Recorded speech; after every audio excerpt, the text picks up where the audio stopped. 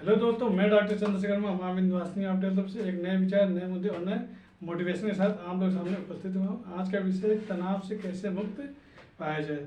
आज के समय में देखा जाए तो डिप्रेशन एक ऐसी बीमारी होगी जिसका लगभग हर परिवार में एक न दो लोग आपको मिल ही जाएंगे। कहानी ये क्यों होता है, इसके पीछे सबसे बड़ा रीज़न ये है कि लोगों के पास जो प्रभु दे रहे हैं या जो व्यवस्थाएं दी हैं वो उनको नहीं यूज कर रहा है। वो सोच रहा है कि मैं कितना बना लूँ, क्या करूँ, कितना अधिक से अधिक मैं इसको अपने पास ले लूँ। मतलब जो चीज़ें हैं उनको वो उसका भोग न करके, उनका उपयोग न करके वो सिर्फ ये सोच रहा है कि मैं कितना मैक्सिमम चीज़ों को मैं अपने पास ले लूँ, और इसी वजह से वो परेशान है।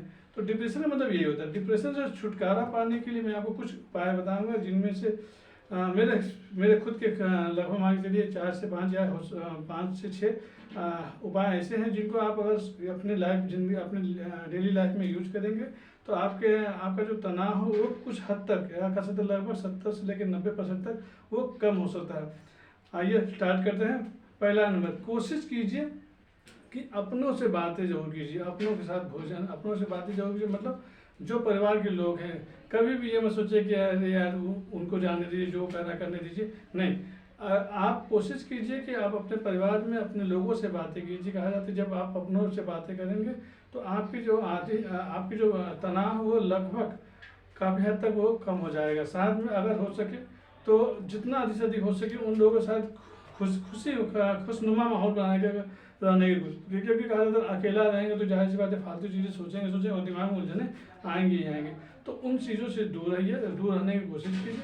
तो पहला सबसे मेरा फेवरेट रहा है कि अपनों से बातें कीजिए, और जो भी चीज़ें दिनचर्या में घटित तो 10 मिनट के सही आप कम से कम उनके बातें को शेयर करने की कोशिश की।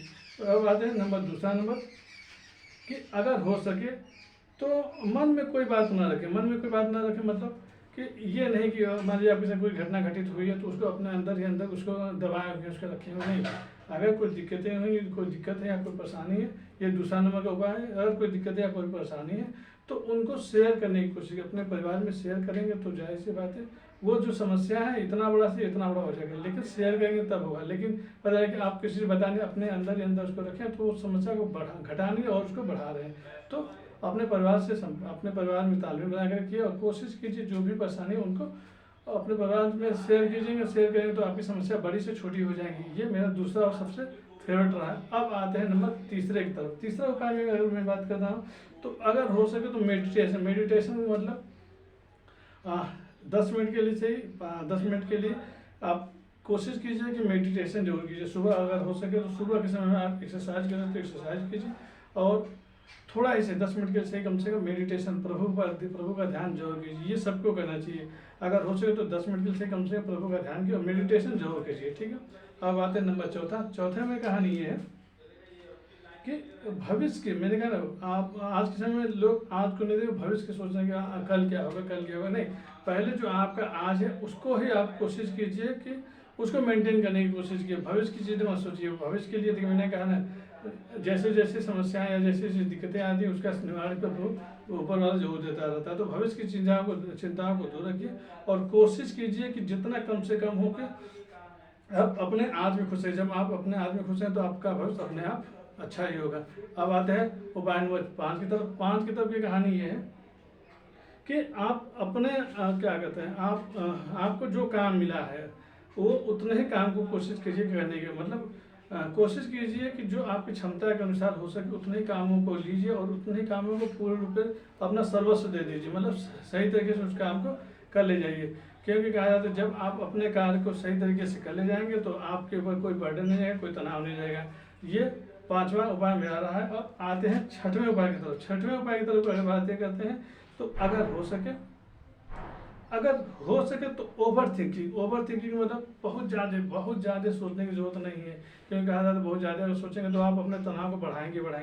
और ये मेरा 6वां उपाय है।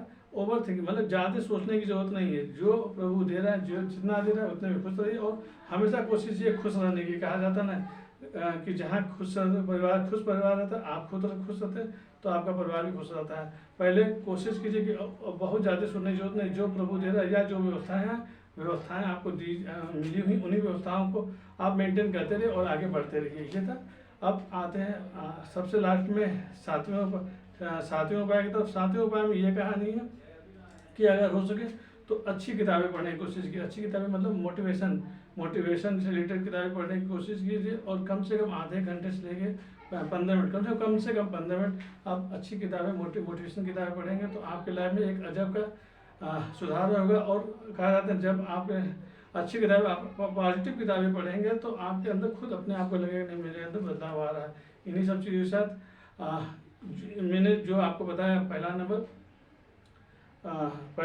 मेरा कि मन में कोई बात ना रखें। दूसरा नंबर अपनों से बात करें, अपनों के साथ बैठ कर खाना खाएं, पानी पिए, व्यवस्थाएं करें।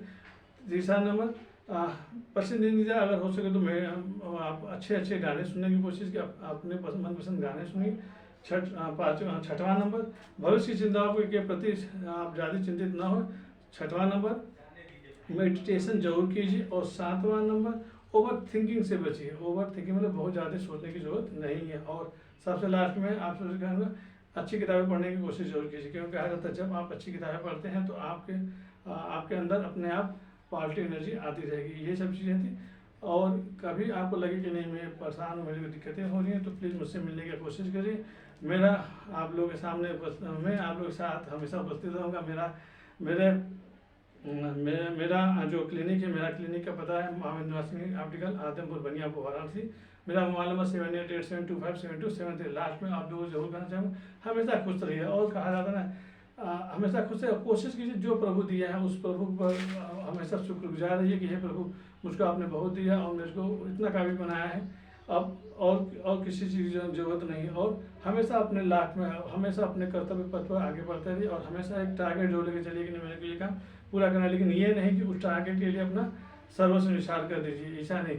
आप कोशिश कीजिए। हाँ, बड़ा टारगेट लेके तो आपको मैंने कहा ना, अगर आप 10 लाख का टारगेट लेके जा रहे हैं तो 10 लाख ना सही, कम से कम आपको अगर 5 लाख 7 लाख भी अगर आपको मिल जा रहा है तो ये भी आपके लिए कम नहीं है। और कहा जाता है जो मिले उतने में खुश रहिए, और हमेशा अपने आप को अपग्रेड करने की कोशिश कीजिए, और मोटिवेट हमेशा रहिए। और मैंने कहा ना, एक यूट्यूब एक ऐसा जरिया है जिसके द्वारा आप अधिक से अधिक लोगों तक पहुंच सकते हैं, और अपने आपके अंदर जो चीज़ें घटित हो रही है उनको आप बता सकते हैं, शेयर कर सकते हैं। इन्हीं सब चीज़ों के साथ मैं डॉक्टर चंद्रशेखर आपके तरफ से एक नए विचार, नए मुद्दे और नए आइडिया के साथ और एक नए मोटिवेशन के साथ आप लोग के सामने उपस्थित होगा। कहा जाता है जहाँ चाहे वहाँ रहा है। मैंने कभी नहीं सोचा था कि आप लोगों से बात करने का मौका मिला, और मेरे द्वारा भी 1000 लगभग 41 लोग जुड़ चुके हैं। इन्हीं सब चीज़ों के साथ मैं डॉक्टर चंद्रशेखर, जय माता दी, जय बाबा।